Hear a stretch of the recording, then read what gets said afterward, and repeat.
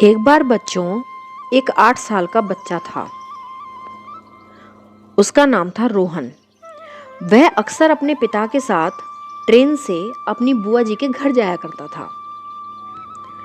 कई बार जाते जाते उसे लगा कि बुआ के घर जाना तो काफी आसान काम है, क्यों ना मैं किसी दिन अकेला बुआ जी के घर जाऊं। बस फिर क्या था, एक दिन उसने पापा के सामने अकेले जाने की जिद पकड़ ली। पापा ने उसे बहुत समझाया कि बेटा, तू अभी बहुत छोटा है, तू अकेले ट्रेन पकड़कर कैसे जाएगा। लेकिन रोहन नहीं माना। हार कर उसके पिता ने उसे अकेले जाने की परमिशन दे दी। जिस दिन उसे जाना था उस दिन उसके पापा ने उसे एक कागज दिया और उससे कहा कि बेटा, जब भी तुझे डर लगे तू ना इस कागज को खोलकर पढ़ लेना। रोहन ने कहा, अरे पापा, मुझे डर नहीं लगेगा, मैं आराम से चला जाऊंगा। लेकिन उसके पापा ने कहा कि अच्छी बात है बेटा, लेकिन फिर भी तुम इस कागज को अपने पास रख लो। रोहन ने वो कागज अपनी जेब में रख लिया। अब रोहन अपनी बुआ जी के घर की ओर जाने वाली ट्रेन में जाकर बैठ गया। जैसे ही ट्रेन चली तो रोहन को थोड़ा थोड़ा अपने अकेले होने का एहसास हुआ। उसे थोड़ा डर भी लगा, लेकिन वो चुपचाप बैठा रहा। अचानक उसके सामने एक बहुत ही लंबा चौड़ा आदमी आकर खड़ा हो गया। देखने से वो ऐसा लग रहा था जैसे कोई गुंडा हो। उसने रोहन को डांटते हुए कहा, कैसा है, खड़ा हो, यहाँ मैं बैठूंगा। रोहन उसकी आवाज सुनते ही डर गया और वह चुपचाप साइड में खड़ा हो गया। वो आदमी उसकी सीट पर बैठ गया। अब वो आदमी लगातार रोहन को घूर घूर के बार बार देखने लगा।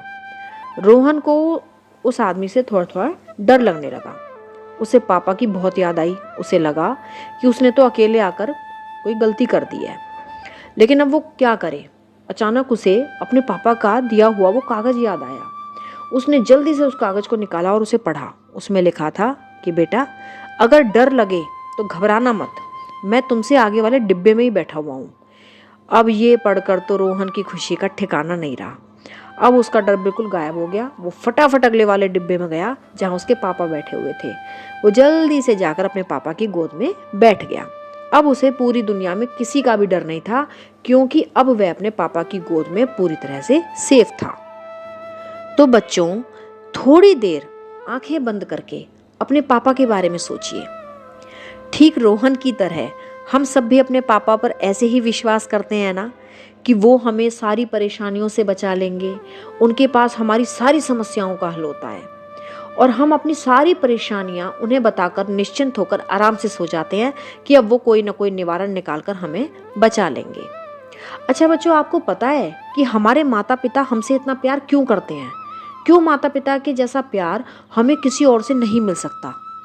क्योंकि बच्चों, उन्होंने बहुत कष्ट सहकर हमें जन्म दिया है, इसलिए वे हमें कभी भी दुख में, परेशानियों में अकेला नहीं छोड़ सकते। वो हमें इतना प्यार करते हैं, इतना प्यार करते हैं जितना हम सोच भी नहीं सकते। अगर हम उनकी कोई बात नहीं भी मानते हैं तो भी वो हमारी सारी परेशानियों में हमारा हाथ कभी नहीं छोड़ते, फिर चाहे उन्हें खुद कितनी भी मुश्किलों का सामना करना पड़े। तो ये तो बात है हमारे माता पिता की, जिन्होंने हमें जन्म दिया। लेकिन एक और पिता हैं जिन्होंने इस पूरी सृष्टि को जन्म दिया है। वो हैं परमपिता परमात्मा। अब क्योंकि उन्होंने इस पूरी सृष्टि को बहुत प्यार से इतना रंग बिरंगा बनाया है, कहीं पहाड़ है तो कहीं नदियां हैं, कहीं सूरज हैं, कहीं तारे हैं, कहीं मछली है, कहीं चूहा है और कहीं हम जैसे मनुष्य भी हैं। तो भगवान को भी तो अपने सभी बच्चों से बहुत प्यार होता है। तो जो परमपिता परमात्मा हमें जन्म देता है, वो हमें हमारे दुख में, हमारी परेशानियों में हमें अकेला कैसे छोड़ के जा सकता है? तो जैसे हमें अपने माता पिता पर पूरा भरोसा होता है, उसी तरह हमें परमपिता परमात्मा पर, जिसने इतने प्रेम से हम सबको जन्म दिया है, हमें उन पर विश्वास क्यों नहीं होता?